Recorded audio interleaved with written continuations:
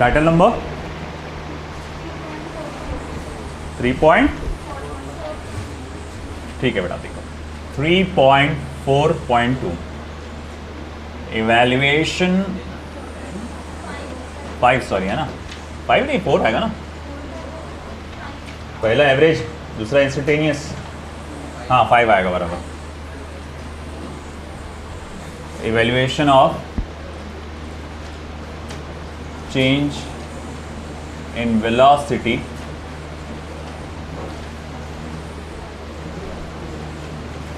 Using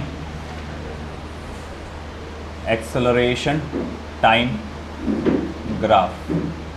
तो आपको change in velocity, या मैं कहूँगा सिर्फ वेलोसिटी कैलकुलेट करना है एक्सेलरेशन टाइम ग्राफ का इस्तेमाल करके।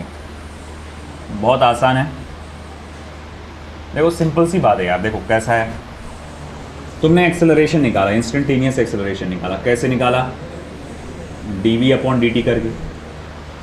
बेटा इधर ध्यान दे दो, इधर से आने को बोला अगर कोई है तो। हाँ, इंस्टेंटेनियस एक्सेलरेशन कैसे निकालते हैं आप? dv/dt करके। वेलोसिटी आपको as a function of time दिया रहता है, ठीक है, जो भी हो करते हैं। अब अगर मुझे dv निकालना है तो कैसे निकालूंगा, है ना? Instantaneous acceleration into dt। Okay, अब ऐसा है कि अगर मैं इसे इंटीग्रेट करूं, इसे मैं इंटीग्रेट करूं तो dv का क्या मिलेगा मुझे? डेल्टा v, है कि नहीं? v1 टू v2 रहेगा, या t1 टू t2 रहेगा। तो dv का क्या मिलेगा मुझे? Delta v। और इंस्टेंटेनियस एक्सेलरेशन को मैं ऐसे ही रहने देता हूँ फिलहाल, into dt, t1 to t2। यहाँ पर एक्सेलरेशन को स्मॉल चेंज इन टाइम से मल्टीप्लाई किया गया है। यहाँ पर एक्सेलरेशन को स्मॉल चेंज इन टाइम से मल्टीप्लाई किया गया है, और उसका इंटीग्रेशन करके आपने चेंज इन वेलोसिटी निकाला है। हमें मालूम है इंटीग्रेशन किसी भी चीज़ का is equivalent to area under the curve graphically. यानी कि अगर मैंने यहाँ पर एक्सेलरेशन का टाइम के साथ मैंने एक ग्राफ प्लॉट कर डाला, किसी भी किस्म का ग्राफ मैंने यहाँ प्लॉट कर डाला, और मैं अगर एरिया अंडर द कर्व ले लूँगा तो एरिया अंडर द कर्व ये इंडिकेट क्या करेगा आपको बेटा? ये इंडिकेट करेगा आपको चेंज इन वेलोसिटी। ये आपको चेंज इन वेलोसिटी इंडिकेट करेगा। तो मतलब ये हुआ बिल्कुल जिस पहले की तरह वेलोसिटी और टाइम का ग्राफ दिया रहता था। काय का? वेलोसिटी और टाइम का ग्राफ दिया रहता था, और आपको डिस्टेंस या डिस्प्लेसमेंट कैलकुलेट करने के लिए क्या करना पड़ता था? एरिया अंडर द कर्व लेना पड़ता था। वैसे ही एक्सेलरेशन और टाइम का ग्राफ दिया रहेगा, और वेलोसिटी या चेंज इन वेलोसिटी कैलकुलेट करने के लिए क्या कैलकुलेट करना पड़ेगा? Area under the curve. आई बात समझे? अब ऑन दैट बेसिस हम लोग कुछ एग्जांपल्स लेंगे। पहले आप ये लिख लीजिए,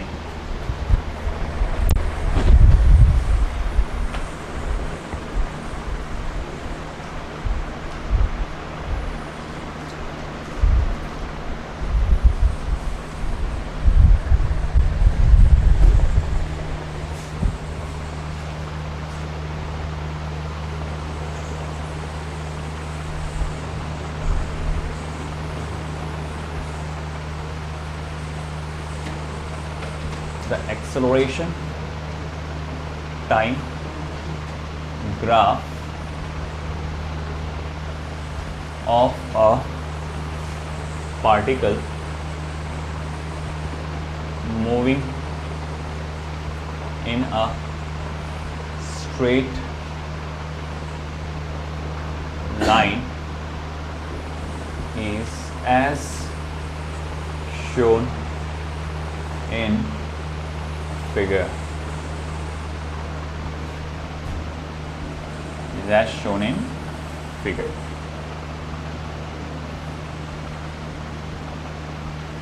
Y एक्सिस पे एक्सेलरेशन, x एक्सिस पे टाइम। एक्सेलरेशन जो है वो है मीटर पर सेकेंड स्क्वायर में, टाइम जो है वो सेकेंड्स में। अब ये है +10 वैल्यू और ये है -5 value. This is 5 and this is 10।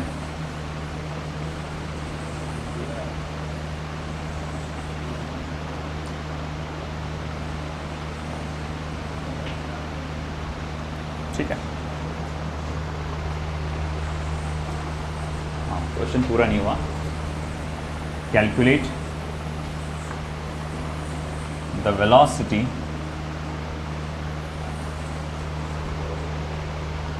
at the end of 10 seconds if initial velocity is 0। if initial velocity is नहीं होना चाहिए, was 0। so as you can see यहाँ पर एक्सेलरेशन वर्सेस टाइम ग्राफ आपको दिया गया है और आपको final velocity at the end of 10 second calculate करना है और initial velocity as a 0 value आपको दी गई है। अब कैसे कैलकुलेट किया जाएगा? Very very easy. आपको सिंपली करना क्या है, area under the curve calculate करो। पहले ये एरिया देखो, इसका शेप कैसा है? बहुत अच्छा है। अबे अच्छा नहीं, ट्राइंगल, रेक्टेंगल, सर्कुलर, कौन सा शेप है? रेक्टेंगुलर शेप है, इजंट इट? अब इसको कैसे कैलकुलेट करूँगा? देखो इसकी लेंथ कितनी है? 5 यूनिट्स और ये 10 यूनिट। तो मैं कहूँगा ठीक है 5 multiply by 10 that is equals to 50 units. ठीक है ना? फिर मैं कहूँगा ये देखो, है ना, इसका एरिया बताओ क्या आएगा? इसका लेंथ कितने का बेटा? लेंथ कितने का है? 5 का। ब्रेथ कितने का है? -5 का। तो again 10, sorry not 10, 5 multiply bye -5 that means what? -25 units, है ना? अब मैं कहूँगा अच्छा ठीक है भैया, तो भाई आपका चेंज इन वेलोसिटी क्या होगा? तो delta v is equals to change in velocity, that means change in velocity क्या होगा? एरिया A1 और A2 को ऐड कर दो। आप जो कैलकुलेट करने जा रहे हैं वो क्या है? वेलोसिटी है, वेक्टर क्वांटिटी। ये भी दिया हुआ जो एक्सेलरेशन वर्सेस टाइम है, ये भी एक वेक्टर क्वांटिटी है, तो हमें नेगेटिव साइन के साथ उसको डालना पड़ेगा। तो भैया ये क्या हो जाएगा फिर? 50 प्लस -25, अब -25 क्या हो जाएगा? 50 - 25 25 हो जाएगा, तो 25 मीटर पर सेकेंड। अच्छा ये क्या हुआ बेटा? V2 माइनस V1, मगर जैसे कि मैं जानता हूँ V1 क्या है? 0, तो मैं यहाँ लिख सकता हूँ, देखो V2 is equals to 25 metre per second and that's it. आपका फाइनल वेलोसिटी क्या रहेगा? 25 मीटर पर सेकेंड। देख लीजिए।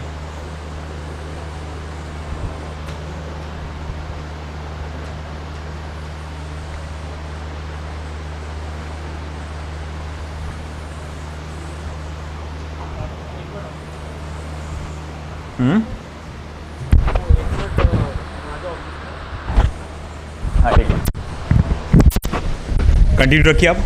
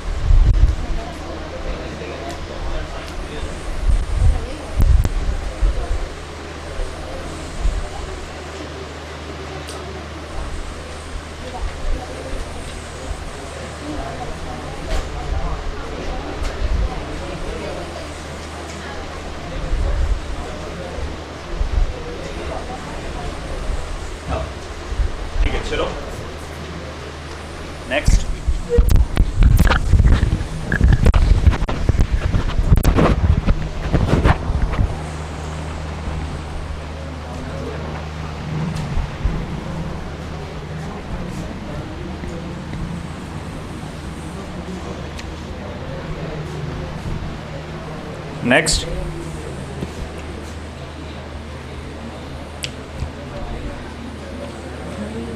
ओके बेटा इधर ध्यान दो सब लोग। The acceleration time graph of a particle moving in a straight line is as shown in figure। तो एक्सेलरेशन वर्सेस टाइम ग्राफ, एक पार्टिकल जो मूव कर रहा है स्ट्रेट लाइन में, is as shown in figure. So how it is, ये y axis पे acceleration है, x एक्सिस पे टाइम है। Time will be in seconds, acceleration will be in metre per second square. यहाँ पर वैल्यू है +2, -2, -4, -6, 2, 4, 6 and this is 8। तो देखिए बेटा, सबसे पहले ग्राफ ऐसा जा रहा है, 2 से इंक्लाइन हुआ डायरेक्ट 6 तक, फिर वहां से ऐसा गया, ठीक है। फिर उसने कहा है आगे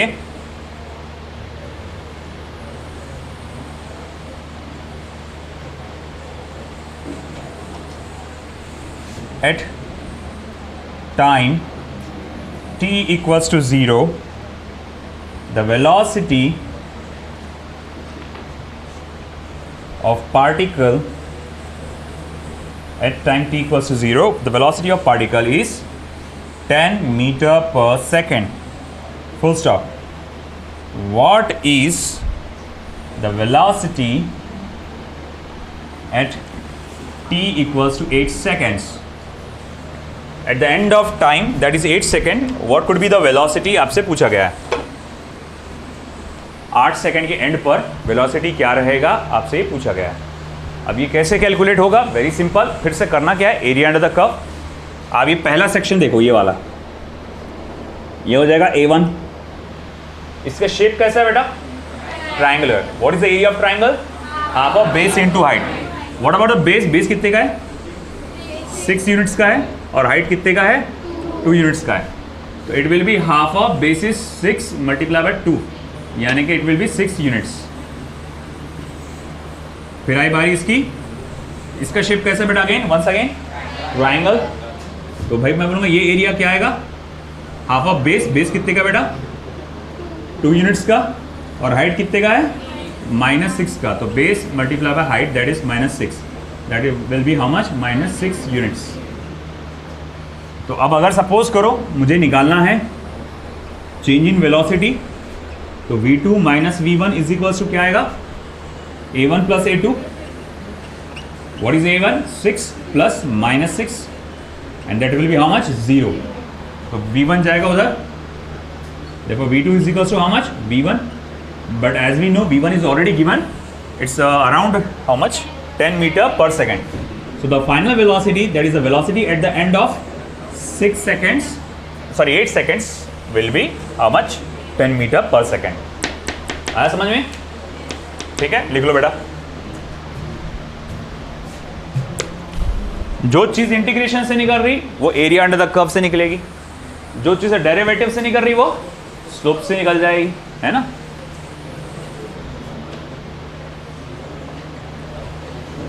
अब जैसे मिसाल के तौर पे देखो, आप खुद बताओ, ध्यान दो एक मिनट, आगे के एक चैप्टर आएगा वर्क एनर्जी एंड पावर, आगे जाके चैप्टर आएगा वर्क एनर्जी एंड पावर।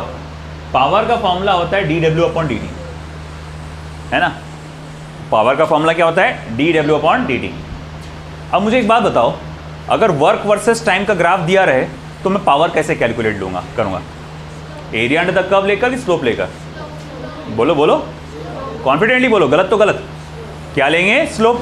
अभी क्या बोला मैंने, जो चीज़ डेरिवेटिव से आ जाती वो स्लोप से आ जाएगी, है ना।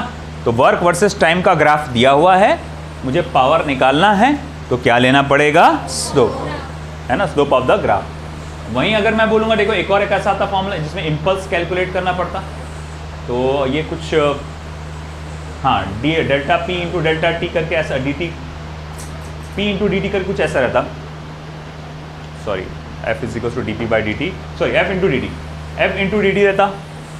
अब अगर फोर्स वर्सेस टाइम ग्राफ दिया है, फोर्स वर्सेस टाइम ग्राफ दिया है, इम्पल्स कैलकुलेट करना है, क्या कैलकुलेट करना है, इम्पल्स, तो कैसे निकालूंगा, एरिया अंडर द कर्व।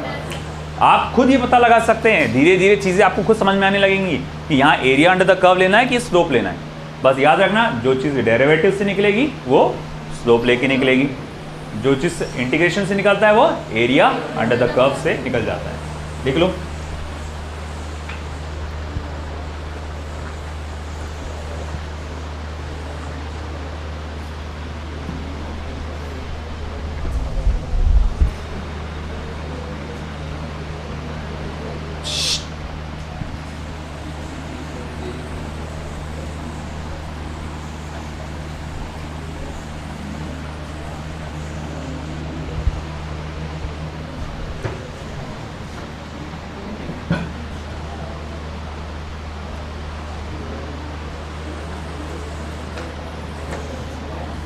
बेटा बातें मत करिए।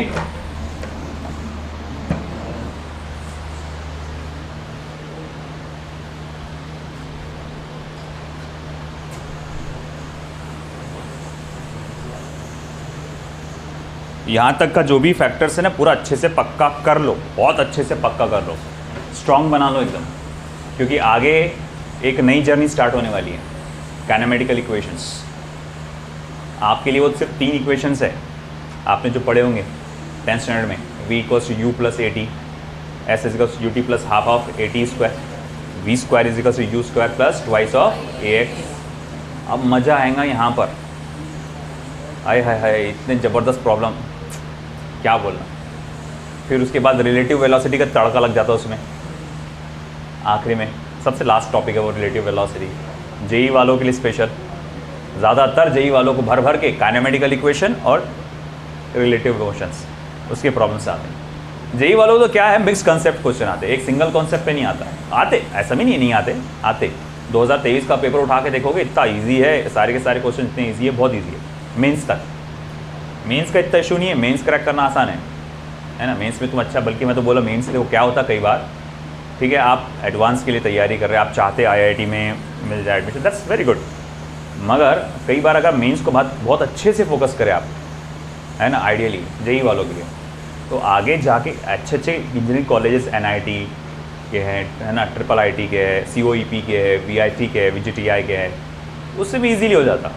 और वहाँ से भी पास आउट होने के बाद जो पैकेजेस मिलते हैं ना, बहुत ज़बरदस्त मिलते हैं, बेहतरीन पैकेजेस है ना, लाखों के पैकेजेस होते हैं, तो वो भी कोई मामूली बात नहीं है। अच्छे से करो कोशिश। हाँ, लोगों को सपना है कि भाई IIT बनना है, IIT नाम के आगे लगना चाहिए, जैसा डॉक्टर हमारे नाम के आगे डॉक्टर लगना चाहिए, है ना, वैसी IITs भी लगना चाहिए, है ना, तो वो एक ऑफ कोर्स ठीक है, उसके लिए भी कोशिश करो। जेई एडवांस का कैसा रहता है, कुछ प्रेडिक्टेड नहीं रहता कि क्वेश्चन पेपर कैसा आएगा। मेंस में तो प्रेडिक्टेड है पूरा, है ना, मगर एडवांस में प्रेडिक्ट नहीं कर सकते आप कि कैसा आएगा। लास्ट में मुझे पूरा पेपर पैटर्न याद दिलाना, मैंने पहले बता चुका हूँ ऑलरेडी, मगर बहुत सारे बच्चे नए हैं, तो नीट और जेई का पेपर पैटर्न बता दूंगा मैं आपको। ये हो गया। चलिए अब हाजी बेटा, किसी ने कुछ कहा? हाँ, लास्ट में बहुत सारी चीज़ें अभी बाकी हो गया बेटा। बातें करने के लिए नहीं दिया गया आपको समय, इधर ध्यान दीजिए। Graphical analysis of various motion, अलग अलग किस्म के मोशन होंगे पार्टिकल के, उसका ग्राफिकल एनालिसिस करना है। ये बहुत इंपॉर्टेंट है, ध्यान रखिएगा।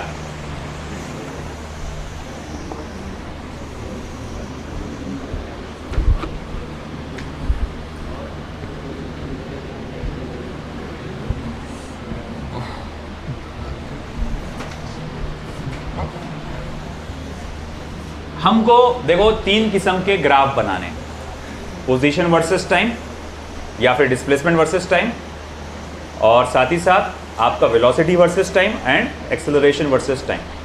तो चलो, सबसे पहला सबसे पहली कंडीशन जो आएगी, कंडीशन ले लेता हूं, ध्यान दे बेटा इधर, for particle at rest, particle है ना जो, वो रेस्ट में रहेगा, अपनी जगह से हिलेगा नहीं। तो भैया अब इस सिचुएशन में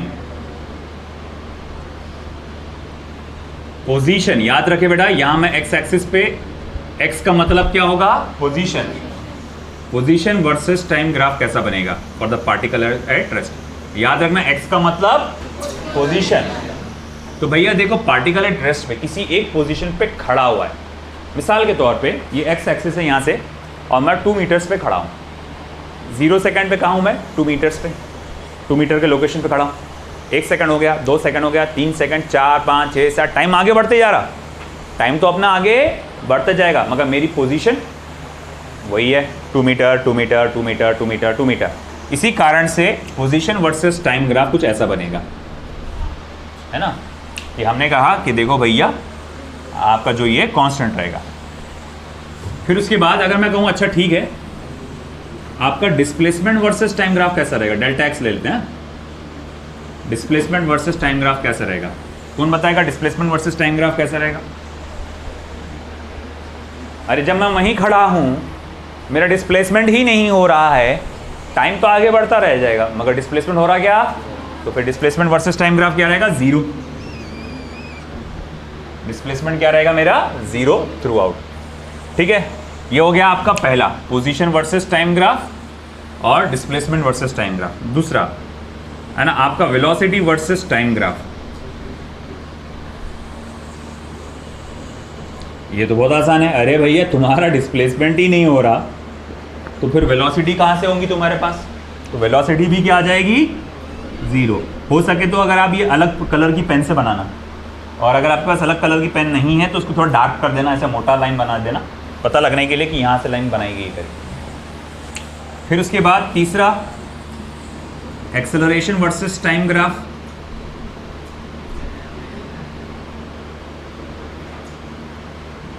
एक्सेलरेशन वर्सेस टाइम ग्राफ, ये कैसा रहेगा, एक्सेलरेशन क्या होता है बेटा, चेंज इन वेलोसिटी, क्योंकि पार्टिकल रेस्ट पे है तो इसीलिए इसकी वेलोसिटी क्या रहेगी, चेंज इन वेलोसिटी क्या रहेगा, 0।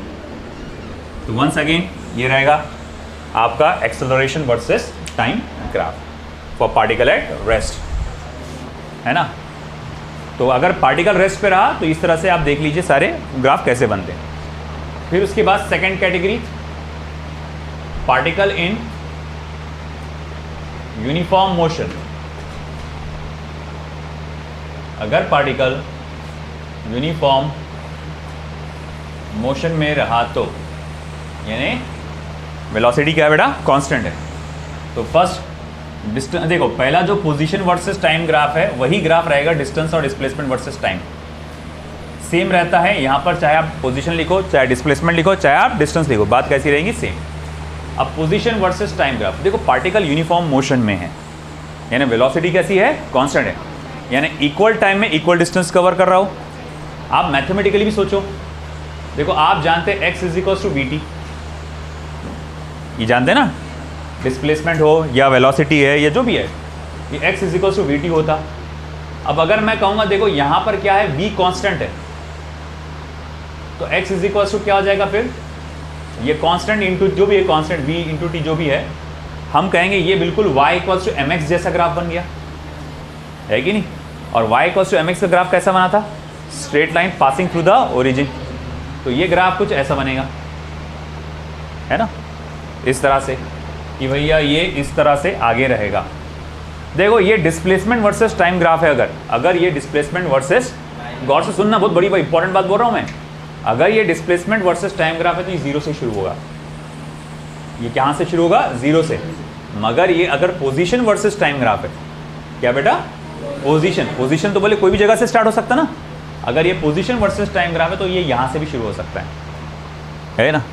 तो ये ऐसा भी चलेगा और ऐसा भी चलेगा, एक ही बात है ना, दोनों मतलब क्या, एक ही बात इन द सेंस, ये एक ही चीज़ इंडिकेट करते हैं, वो क्या है बेटा, यूनिफॉर्म मोशन। आई बात समझ में, याद रहेगा बेटा आपको, ये यूनिफॉर्म मोशन में distance versus time, displacement versus time, position versus time का ग्राफ ऐसा रहता है।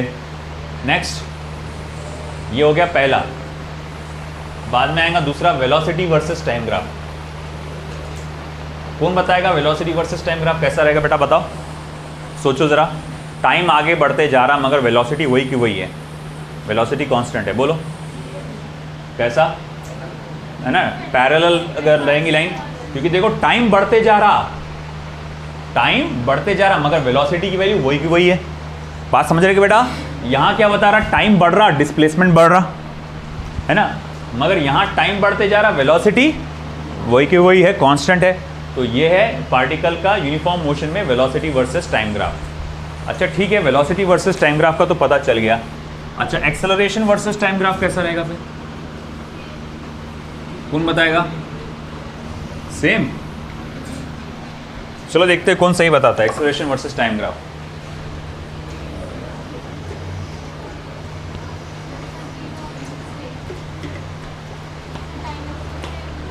अच्छा कितने लोगों का मानना है जैसा ये एग्जैक्ट वैसे ही रहेगा, बोलो ना, अभी तो बोल रहे थे कई लोग। कौन सा वाला? थर्ड वाला, मतलब कैसा, यही वाला? हाँ बिल्कुल सही, वैसे ही रहेगा। अरे भैया अभी भी वेलोसिटी कैसी है, कांस्टेंट है। एक्सेलरेशन फिर क्या रहेगा, जीरो। एक्सेलरेशन क्या होता है, rate of change of velocity with respect to time. अगर वेलोसिटी बदल ही नहीं रही, कांस्टेंट है, तो एक्सेलरेशन तो अभी भी जीरो रहेगा। तो देखो भैया ये ग्राफ कुछ ऐसा आएगा यहाँ से, ठीक है। तीसरा, uniformly particle in uniformly accelerated motion. ऐसे एक्सेलरेटेड मोशन में होता क्या है, एक्सेलरेटेड मोशन में होता क्या है, स्पीड लगातार बढ़ती है ना। अच्छा अगर स्पीड लगातार बढ़ती तो इसका मतलब क्या हुआ, अगर मान लो पहले 1 सेकंड में मैंने 2 मीटर सफ़र तय किया था, डिस्टेंस कवर किया था, मेरा पहले 1 सेकंड में डिस्प्लेसमेंट कितना हुआ था, 2 मीटर, तो क्या अगले 1 सेकंड में भी 2 मीटर डिस्टेंस कवर होगा क्या?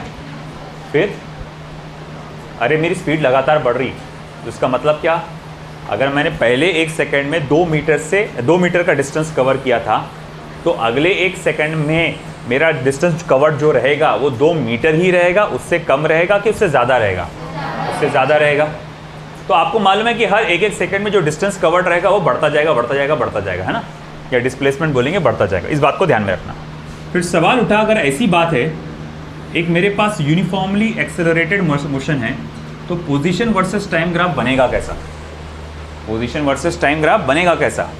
तो वेरी सिंपल, वो ग्राफ बनेगा ऐसा, पैराबोला, है ना। बोले सर ये कैसे इंडिकेट कर रहा, तुम खुद देखो, एक रफ डायग्राम बना रहा हूं मैं यहाँ पे, रफ देखो, पोजीशन वर्सेस टाइम, ये ग्राफ कुछ ऐसा बढ़ रहा है आगे, देखो है बेटा, गौर से देखो। मैंने ये टाइम लिया, इतना टाइम t1 t2, फिर एक्स एक्सिस पे परपेंडिकुलर बनाया, ये हिस्सा x1, ये हिस्सा x2। तो जब टाइम t1 से t2 पे गया, पार्टिकल कहाँ से कहाँ गया, x1 से x2 पे। जितना ये टाइम है उतना ही टाइम मैं फिर से लेता हूँ, देखा, जितना ये टाइम है उतना ही टाइम मैंने फिर से लिया। अब बिल्कुल पहले की तरह फिर से डायग्राम बनाऊंगा मैं, ये परपेंडिकुलर बनाऊंगा ऐसा।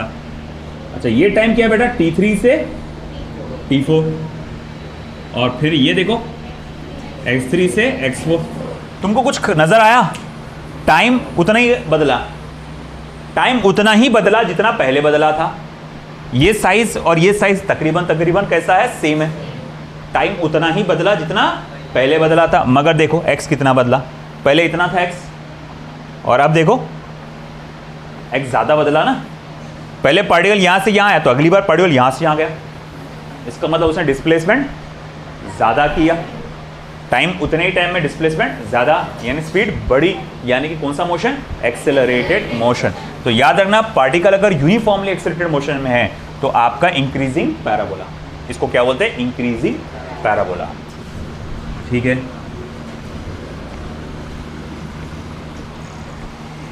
फिर उसके बाद velocity versus time graph, velocity versus time graph.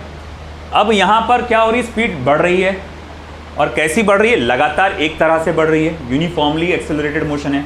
तो अब इसका ग्राफ कैसा बनेगा बेटा, ऐसा है ना, इंक्रीजिंग, सीधा इंक्रीज होने वाला, स्ट्रेट लाइन बढ़ रही है और लगातार इक्वल वैल्यू से बढ़ रही है, इसीलिए यूनिफॉर्मली एक्सेलरेटेड मोशन।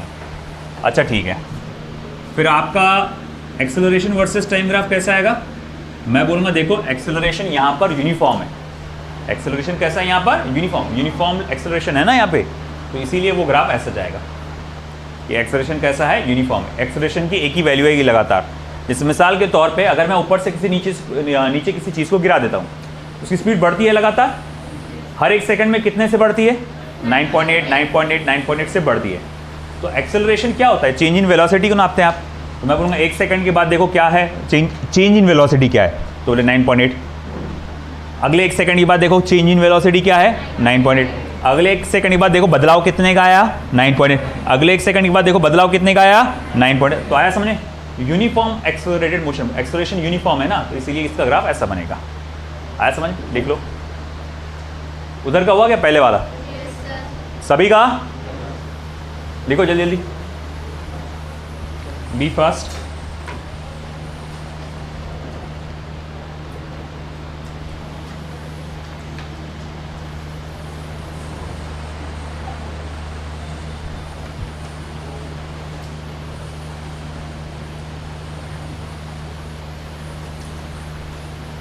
कल सबको डीपीपी सॉल्व करके लाना है याद से।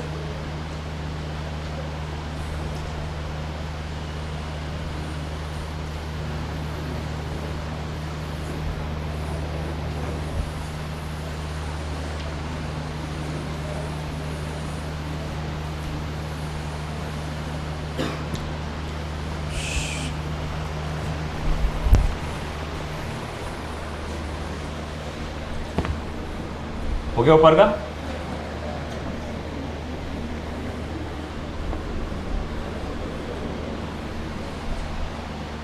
तीसरा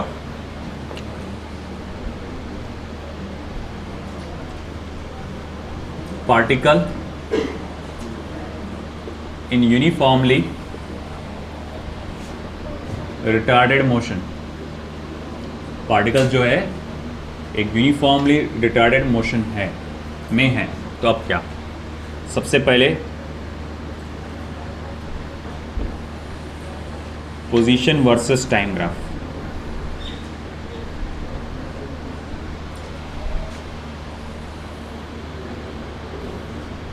फिर बाद में वेलोसिटी वर्सेस टाइम ग्राफ, फिर बाद में एक्सेलरेशन वर्सेस टाइम ग्राफ। देखो यूनिफॉर्मली रिटार्डेड मोशन, हाँ सॉरी कंडीशन नंबर 4 है, हाँ दैट्स करेक्ट, थैंक यू। तो सबसे पहला पोजीशन वर्सेस टाइम ग्राफ कैसा बनेगा, याद रखे बेटा ये रिटार्डेड मोशन है। बंद हो गया ब्राइटनेस, साला क्या है ये, कभी ब्राइट कभी डार्क, ये बाहर का मौसम बदल रहा तो यहाँ पर अपना भी ये बदल जा रहा।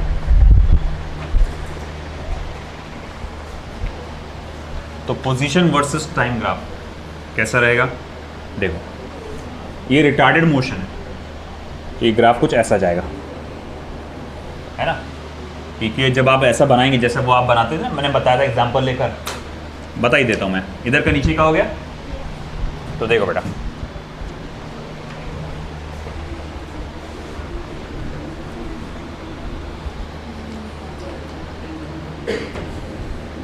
कुछ खास, एक मिनट, हाँ बोलिए। 15 मिनट ले दूँ तो ले लूँ, बिल्कुल लूँगा मैं, इनका डाउट भी सॉल्व करना है कुछ बच्चों का। मैं आगे भी 15 मिनट खींचूंगा, उधर याद रखना, उधर भी 15 मिनट खींचूंगा फिर एक्स्ट्रा में।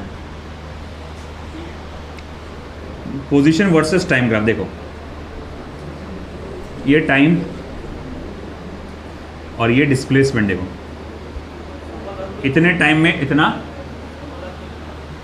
इतने टाइम में इतना डिस्प्लेसमेंट हुआ, इतने टाइम में इतना डिस्प्लेसमेंट हुआ। अब वापस से उतना ही टाइम मैं लेता हूँ। देखो ये तो ज़बरदस्ती बढ़ाना पड़ रहा है मेरे को, ऐसा लग रहा है तो चिपक जाएगा एक दूसरे को। टाइम अभी भी उतना ही है ना जितना था। मैं देखो पहले यहाँ से यहाँ आया था, अब यहाँ से यहीं आया। डिस्टेंस कवर्ड कैसा है? कम है। तो ये है यूनिफॉर्मली रिटार्डेड मोशन। अब यहाँ पर क्या होगा? स्पीड कम हो रही है। जैसे आप नीचे से ऊपर फेंकते किसी चीज़ को, नीचे से ऊपर फेंकते किसी चीज़ को, लगातार उसकी स्पीड कम होती, लगातार उसकी स्पीड कम होती। हर एक सेकंड में देखेंगे स्पीड कितने से कम हुई? 9.8। कितने से कम हुई? 9.8। कितने से कम हुई? 9.8। तो ये लगातार कम हो रही है स्पीड। तो लगातार एक जैसी स्पीड कम हो रही है, इसीलिए रिटार्डेड मोशन। स्पीड कम हो रही है लगातार एक जैसी, इसीलिए इस तरह से। अच्छा, मैं बोलूँगा ऊपर फेंक रहे तो आपकी स्पीड लगातार एक जैसी कम हो रही, इक्वल वैल्यू से कम हो रही, तो ये एक्सेलरेशन कैसा रहेगा? नेगेटिव रहेगा। इसीलिए उसका ग्राफ नीचे ऐसा आता है, जो यूनिफॉर्मली रिटार्डेड मोशन का। फिफ्थ वाला,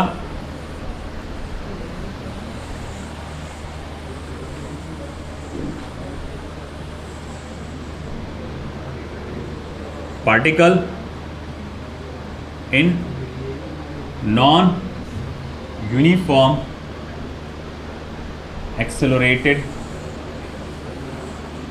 motion. Particle in non uniform accelerated motion. Position versus time graph की मदद से आप ये पता नहीं लगा पाते हैं कि ये यूनिफॉर्म एक्सेलरेटेड मोशन है कि नॉन यूनिफॉर्म है। वो पता चलता है वेलोसिटी वर्सेस टाइम ग्राफ से और एक्सेलरेशन वर्सेस टाइम ग्राफ से सिर्फ। अब यहाँ पर सबसे पहले इसका मीनिंग क्या हुआ?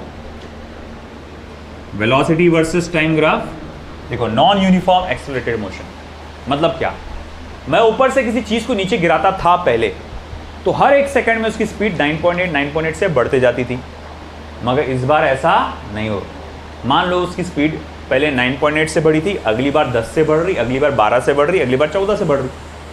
तो तुम लोग जो देखते हैं गैप, स्पीड का जो गैप है हर एक सेकंड के बाद, वो सेम रह रहा क्या? वो बढ़ रहा है। तो अब नॉन यूनिफॉर्म एक्सेलरेटेड मोशन का ग्राफ कैसा बनेगा? तो it will be this. Velocity बढ़ तो रही है मगर लगातार एक जैसी बढ़ रही क्या? वेलोसिटी बढ़ रही ना, मगर लगातार एक जैसी बढ़ रही क्या? नहीं। यहां पर एक वेलोसिटी बढ़ रही थी मगर लगातार एक ही लेवल पे बढ़ रही थी, है कि नहीं? यहां पर भी वेलोसिटी बढ़ रही है मगर लगातार एक जैसे नहीं बढ़ रही। अब हम लोग कहेंगे अच्छा ठीक है चलो मान लिया, अब एक्सेलरेशन वर्सेस टाइम ग्राफ कैसा रहेगा? तो फिर देखो लगातार आप बढ़ रहे हैं ना, एक्सेलरेशन बढ़ रहा है लगातार, तो उसका ग्राफ ऐसा रहेगा। एक्सेलरेशन बढ़ रहा ना यहाँ पे, तो एक्सेलरेटेड मोशन का ग्राफ ऐसा रहेगा, नॉन यूनिफॉर्म एक्सेलरेटेड मोशन, कि जिसमें एक्सेलरेशन भी बढ़ रहा है, एक्सेलरेशन भी बढ़ रहा है। इस तरह से ये ग्राफ ऐसा आएगा। अब देखो आपको लग रहा होगा सिर्फ इतने ग्राफ आते हैं, नहीं, ये सिर्फ ग्राफ आपको बेसिक आइडियाज के लिए। आगे चैप्टर के अंत तक आप देखेंगे कि आपको इन ग्राफ का समझ के, ग्राफ का नेचर समझ के खुद से कई ग्राफ बनाना पड़ेंगे, है ना। आप कल के जो आपका डीपीपी उसमें एक ऐसा एग्जाम्पल है, आपको एक पर्टिकुलर मोशन का ग्राफ दिया हुआ है और दूसरी उसका मोशन का ग्राफ पूछा गया है। तो कल जब हम डीपीपी सॉल्व करेंगे उसमें वो चीज़ अपन देखेंगे। बना लो भाई फिलहाल इतना ही।